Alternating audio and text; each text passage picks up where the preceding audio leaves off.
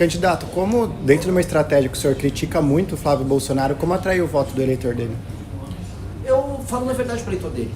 Veja, não só os candidatos erram, mas a direita brasileira inteira errou em ser leniente e condescendente não só com as falhas do Bolsonaro, mas com os crimes cometidos pela família. Se você perguntar para todo mundo no Partido Novo, todos eles sabem que a família Bolsonaro cometia crimes e que era composta por homens muito falhos.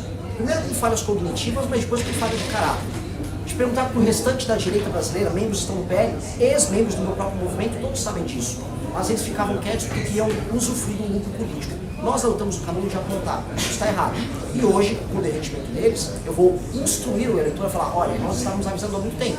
Talvez tenha jogado a pedra no mensageiro, que éramos nós, estava errado nesse processo. Mas agora, que tal ter um caminho que você pode enfrentar o Lula sem ser chamado de volta de ladrão? Pré-candidato, por gentileza. As notícias recentes envolvendo o pré-candidato Flávio Bolsonaro com Daniel Porcaro mudam de alguma forma o jogo eleitoral e como é que se ouve essa relação, por favor? Mudam, especialmente no eleitorado mais jovem que quer construir um país, ele já passou a entender que o voto útil num candidato, ou pré-candidato, como se colocou, envolvido no mesmo escândalo que estava sendo denunciado, o envolvimento até de ministros do STF e do próprio petismo, torna ele inviável. Esse voto útil passou. Então a gente vai começar a ver apenas a manutenção de certo eleitorado que, enfim, já foi enganado pelos Bolsonaro por anos, especialmente os nossos avós, que ainda caem naquelas mentiras. Só que boa parte do eleitorado que trabalha, que está no meio da rua, que é assaltado, esse eleitorado ele está falando, não, eu preciso de um caminho novo. E é aí que nós vamos conversar. Como é que se ouve essa relação entre eles, entre tudo isso que foi comunicado?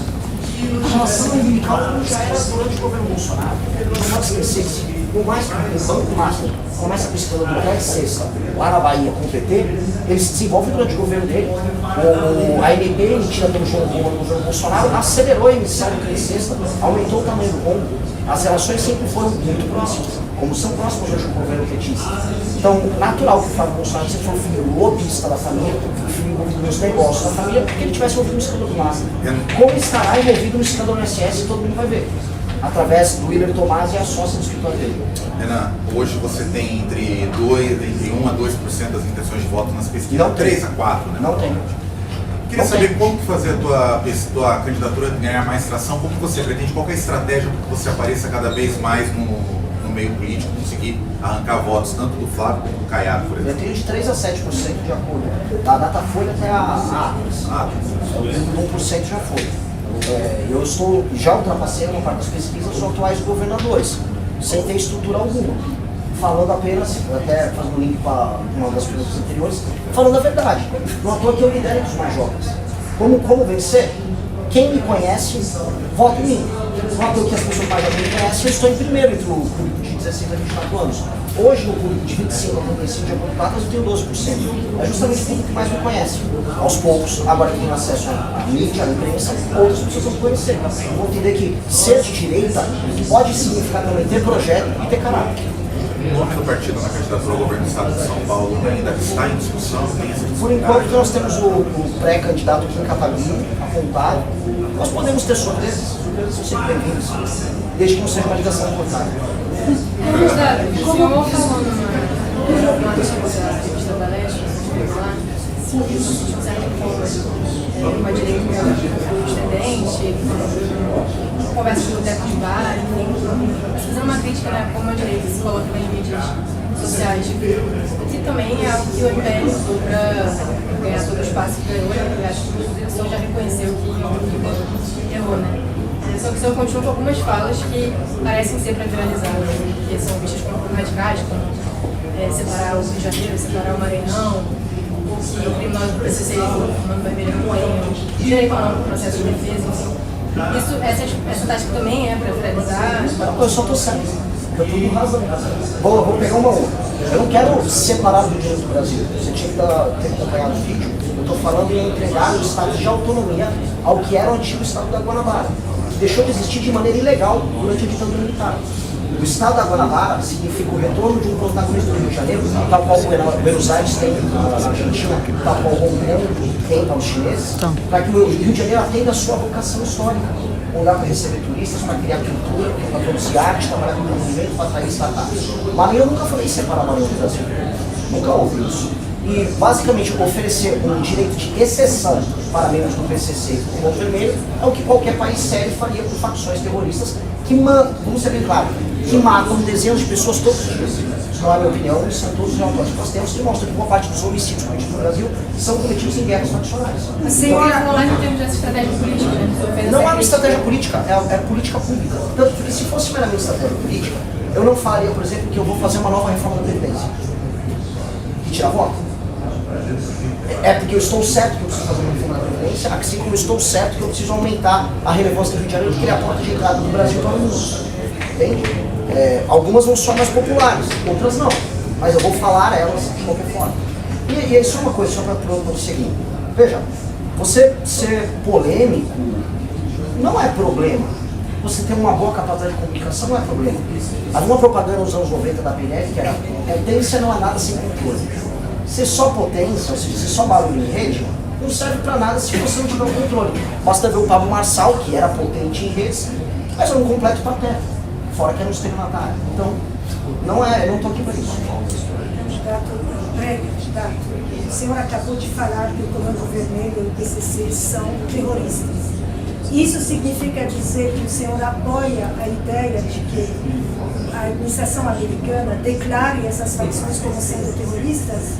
Ou o senhor teme consequências para a soberania do país? Eu não ligo para o que o americano sobre isso, eu sou uma questão brasileira.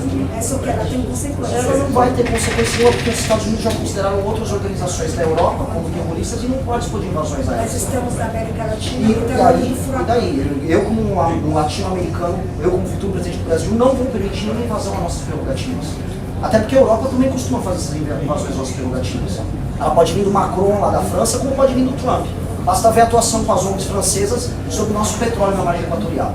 Em ambos os casos eu não vou permitir.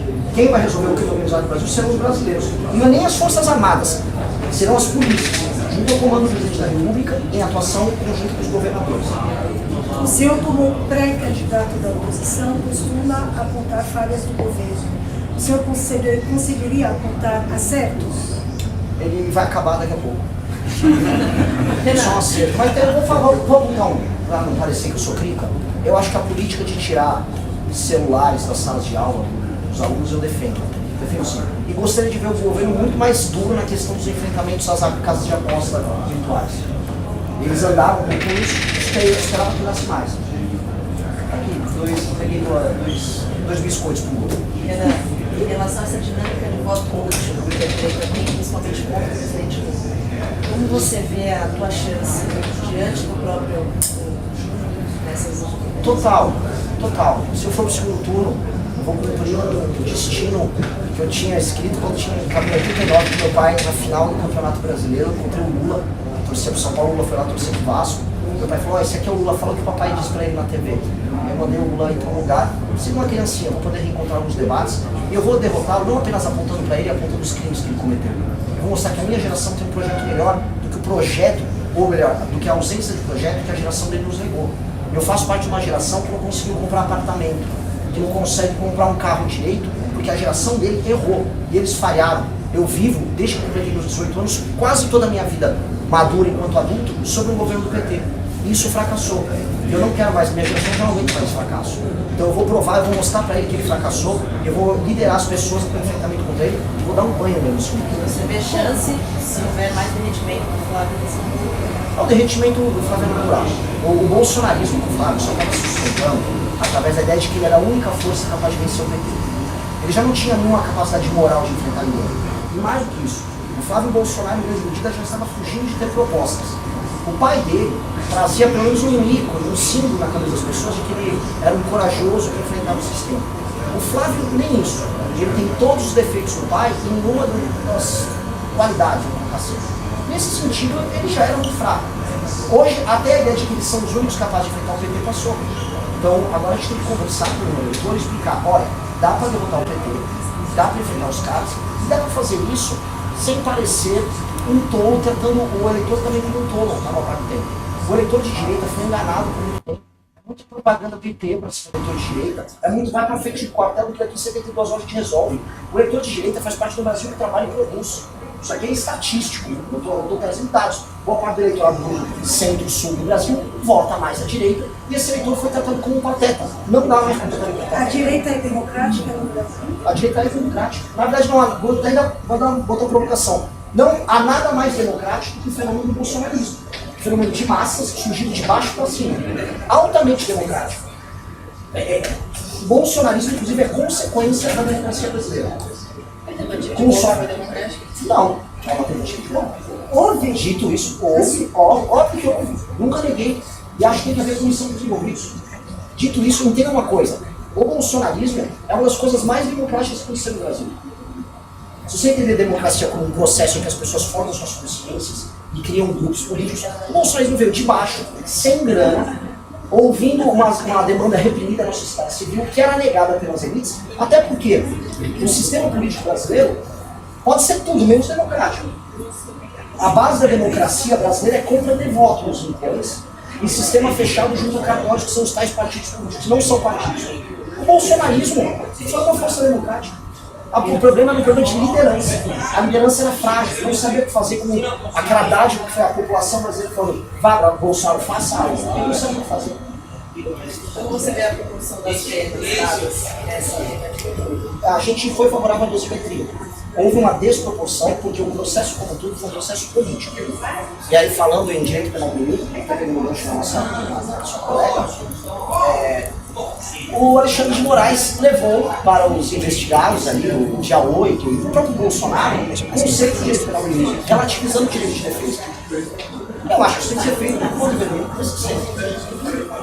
E essas pessoas, como ficou uma questão política, porque ninguém vai falar que o processo que aquelas pessoas passaram é um processo que formalmente estava correto, terá que ser um caminho político para resolver isso, porque houve cometimento de crime, ninguém invade prédios públicos, taca fogo em prédios públicos, quebra as coisas, estava lá, não fez nada, eu não fiz nada, não, elas terão que ser punidas, mas as punições estão desproporcionais e a forma que não foi punida.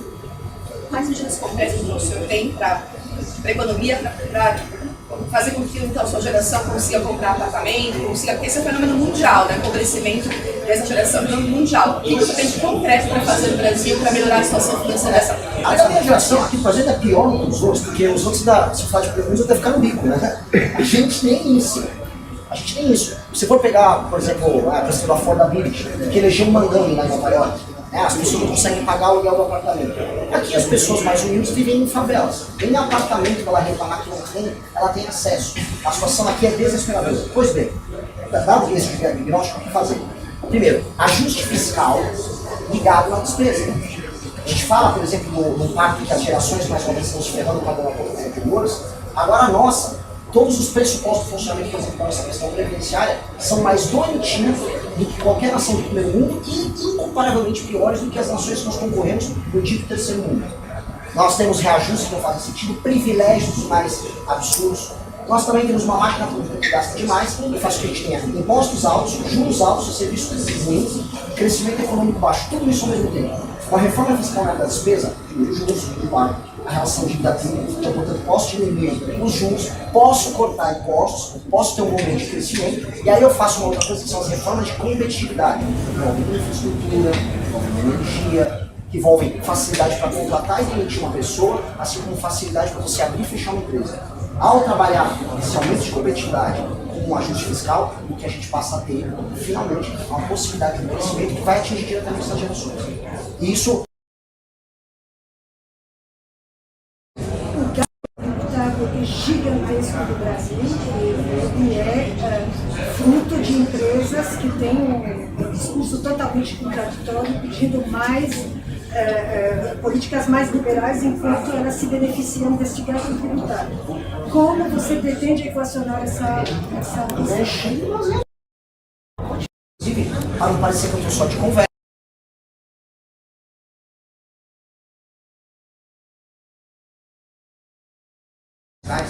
só uma empresa, que é a Honda, para dar nome aos bois, lá na Zona Franca de Manaus, tem uma renúncia de 16 bilhões. Se a gente for pegar setores inteiros, a gente está falando, vamos dizer, de um processo gerador de privilégios gigantesco. Então nós vamos ter que atacar isso. Aí é um problema atacar. E este enfrentamento tem que ser feito de uma maneira madura, para não ser um matar a criança no processo. Vai ter que manter a economia funcionando, mas entender que não vai dar para algumas empresas terem renúncias fiscais absurdas, malandragens fiscais de toda sorte, acordos feitos por determinados governadores, criando, vamos dizer, mercados artificiais. Por exemplo, no setor artificial, no setor automotivo no Brasil. Aliás, fica a crítica também, já estou no fórum empresarial, fica a crítica também ao pessoal, por exemplo, de boa parte dos setores que ficam só lutando para se proteger, mas não investem, por exemplo, na formação de lideranças políticas que defendem essa agenda de competitividade. O setor automotivo é o mais óbvio, porque eu trabalhei com a galera do setor automotivo, só tem eu conheço bem os detalhes. Não lutaram em nada para passar reforma trabalhista, para ter uma agenda fiscalista que liberasse questão de infraestrutura, ou não fizeram nada, só queriam proteção. Agora quebraram. E a operação contenção que foi planificada pelo governador Caiado, da Rio de Janeiro, que foi a mais letal da história do país, 125, 122 mortos, enfim, no final do ano passado. Qual é a sua opinião a respeito? Eu gosto muito de ver aqueles caras mortos. Eu acho que eu, como uma parte dos brasileiros, a gente fica muito feliz. Só que aquilo, sem alteração das leis penais, leis de execução penal, sem você ter um direito penal do inimigo, ou seja, um regime de exceção para aquelas pessoas, aquilo se torna enxugado de gelo porque aquela área é recuperada logo em seguida pelo próprio organizado.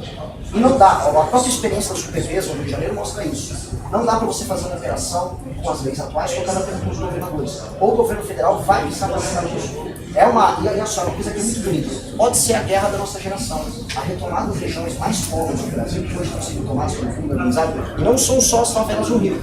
São as cidades pequenas do interior do Nordeste, e é uma retomada que vai libertar justamente os brasileiros mais pobres. E aí a gente vai poder inserir eles na economia, levar dignidade. Então, eu vejo com alegria o fim do inimigo organizado. Mas a maneira como está sendo feita é enxugadinho. Pré-candidato, você falou de ajuste fiscal. Como dentro das suas propostas fica o Bolsa Família? O senhor defende o corte, mudança de mecanismos? Primeiro, pente fino. Segundo, municípios. A gente vai só ver qual o percentual. Porque o município tem mais de 90% da população com Bolsa Família. No Nordeste, 40% dos municípios estão com Bolsa Família. Alguns lugares, a gente levar à frente de trabalho, igual o presidente Roosevelt fez nos Estados Unidos durante a crise 29. A gente tem um projeto de trabalho muito bem feito, muito legal, fazendo alternativa de emprego, até porque aquela pessoa precisa começar, especialmente nos rincões do Brasil. Eu pude ver isso quando eu dei Maranhão. Tem pessoas que nunca tiveram um emprego. No máximo fizeram um bico. Pessoas já com 30 anos que não entenderam que ia ter um emprego regular. Precisa começar a fazer isso. E, paralelamente, nós precisamos levar desenvolvimento econômico para as pequenas cidades do interior do Brasil, especialmente na região Nordeste, onde tem uma grande massa populacional. A gente precisa levar emprego, geração de renda para esses caras, isso envolve desde zonas econômicas especiais, até permitir que o agro organizado chegue. Porque o exemplo do Mato Piba está muito claro. Onde o agro organizado chega, em questão de 10 anos, tem uma mudança total na dinâmica econômica e na política. E o governo federal, em vez de ajudar esse processo a acelerar, ele atrapalha. A Bahia é um exemplo disso. O agro já podia estar bem mais avançado, tanto na região sul quanto na região oeste.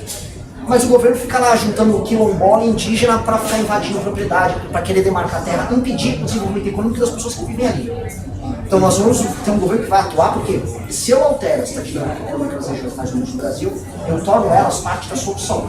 É por isso que o meu slogan, boa parte do tempo dessa campanha, foi o Nordeste é a solução. Até apareceu o Flávio Bolsonaro dançando, repetindo a mesma coisa. Eu não entendi até agora o que eu